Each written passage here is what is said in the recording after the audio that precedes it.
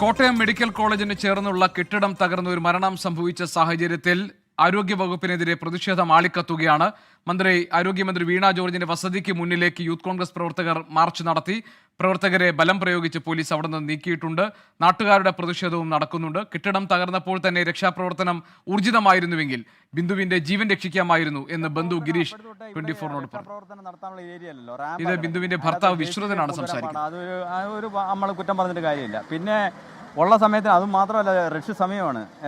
ഈ സമയം നല്ല ആൾക്കാർ തിങ്ങി നിൽക്കുന്ന സമയമാണ്. അപ്പോൾ ഇതിൻ്റെ ഇടയ്ക്ക് കൊണ്ടുവരാൻ പാടില്ല. എന്തായാലും അവർ കൊണ്ടുവന്ന് നോക്കി. പിന്നെ ഒരു ശകലം താമസിച്ചു പോയി അല്ലേ?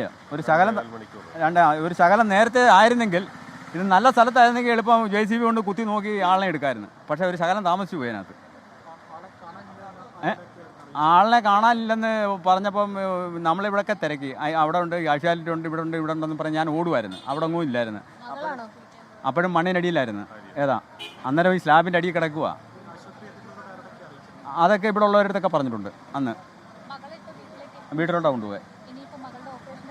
ഓപ്പറേഷൻ അത് കൃത്യമായിട്ട് എനിക്കറിയത്തില്ല. അത് ഒരു തമ്മിൽ സംസാരിച്ച വേറെ ആൾക്കാരെടുത്താണ്. അപ്പോൾ അതൊരു ഡേറ്റ് പറഞ്ഞിട്ട് ഓപ്പറേഷൻ ചെയ്യാമെന്നാണ് പറഞ്ഞു.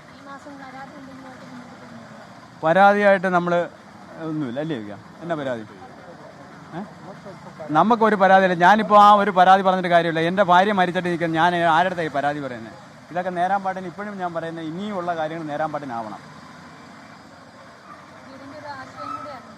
തീർച്ചയായും എൻ്റെ കുഞ്ഞുങ്ങളെ പഠിപ്പിച്ച അവൾ തന്നെ.